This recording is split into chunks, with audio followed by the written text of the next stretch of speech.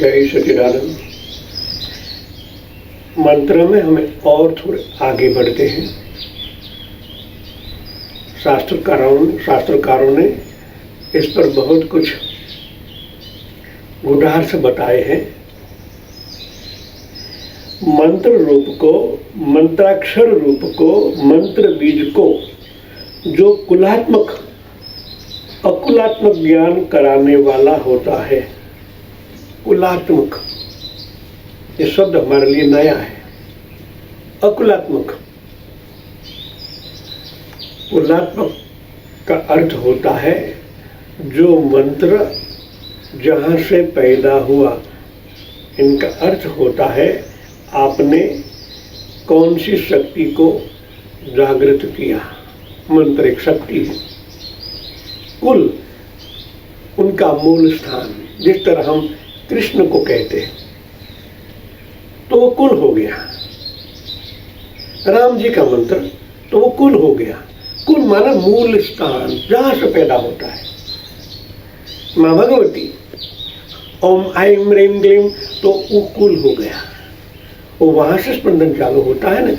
इसलिए ज्ञान समझना होना है कि कहाँ से पैदा, वो कुलात्मक और अकुलात्मक ओमकार है। इनका कोई कुल है ही नहीं।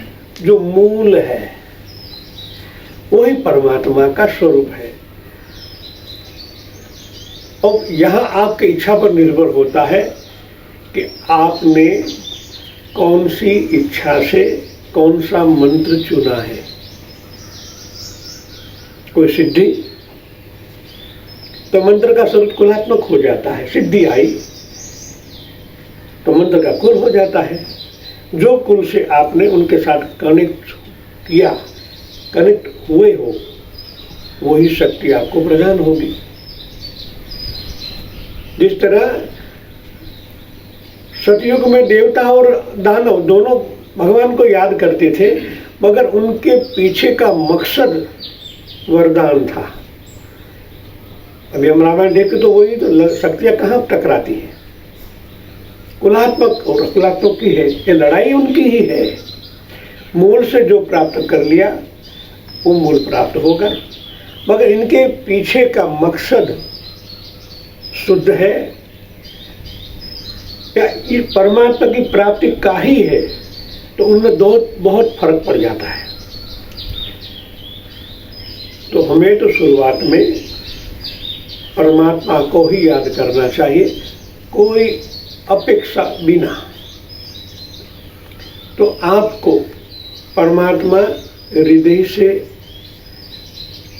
आवकारते हैं, हृदय में बिठा देते हैं। और कुलात्मक हुआ तो आपने जो मंजूरी किया है वो आपको दी जाएगी। तो हमने देखा जो दानवों ने किया तो भगवान को देना ही पड़ता है। कल हमने देखा त्रिशूल गया, प्रदक्षिणा करके वापस चला गया। जो मूल स्रोत है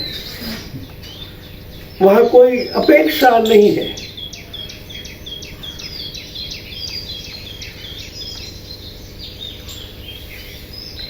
उसे जानकर साधक सिद्ध हो जाता है, सफल हो जाता है। इस बात की भी व्याख्या पहले बहुत स्थलों पर की जा चुकी है। जब मंत्र व्यूह सिद्ध शक्ति संभवित होता है तभी उसमें चेतनता आती है। शक्ति समन्वय होता है जब मंत्र के साथ आप प्रगाढ़ता से डेली जब उनका उच्चार करते रहते हो, तब मन एक जगह ठहरने से वहाँ एक संकुल बन जाता है, मुख्य धारा बन जाती है और फिर उनके अंदर पूर्णा प्रकट होती है। यह है मन से। जब मन से सतत मंत्र माने मन को सतत त्रय करना, एक जगह उनको ठहराना। एक जगह ठहरने से एक शक्ति वैसे ही स्पंदित होती है। शक्ति स्पंदित होती है। जब यही प्रक्रिया आप प्राण संगत करोगे तो एक ही बार में काम हो जाता है। वो करने वाला मन था, मन भी शक्ति है, मगर प्राण से नहीं। प्राण का स्थान 72,000 नाड़ी का मणिपुर चक्र में। जब मणिपुर चक्र का कनेक्शन लेते हो, भगवान का सहारा लेके कोई भी मंत्र किया जाए, अनेक गुना फलदायी होता है। एक नाम 72,000 स्पंदन शक्तियाँ इकट्ठी हो जाती है। तो मन जब 72,000 बार मंत्र करता है, जो शक्ति प्रकट होती है, आप प्राण के संगत में रह के एक बार करोगे तो 72,000 का फल मिलेगा। ये नया साइंस है। पहले का अपनाना या अभी का, वो आप पर डिपेंड है।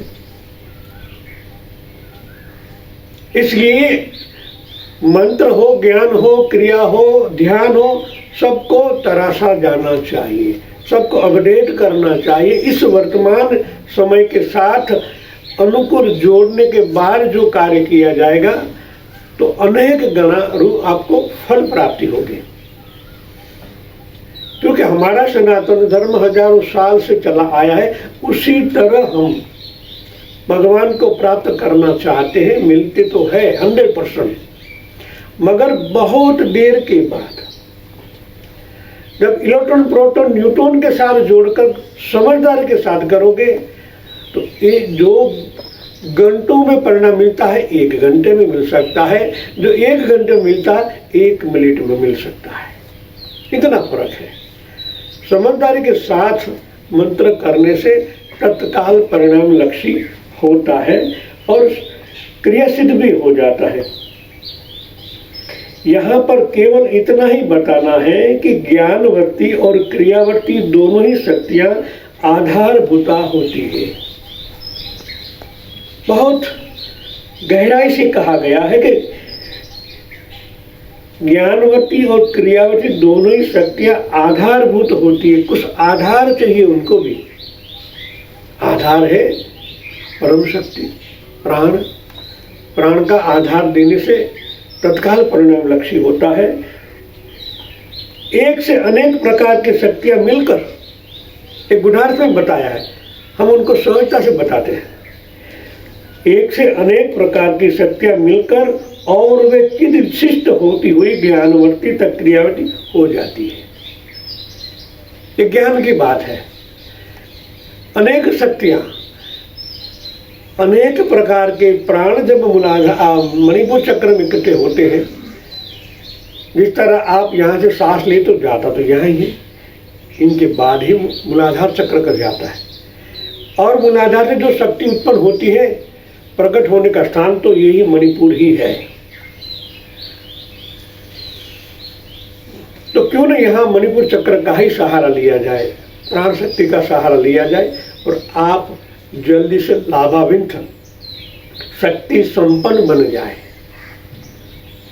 थोड़ा मानसिकता चेंज करना तो वही है। वही मंत्र शक्ति से परम शक्ति मिल सकती है, मगर तरीका चेंज करना है। तो आप इनको समझें, चिंतन करें और आगे बढ़ें। जय श्री राम।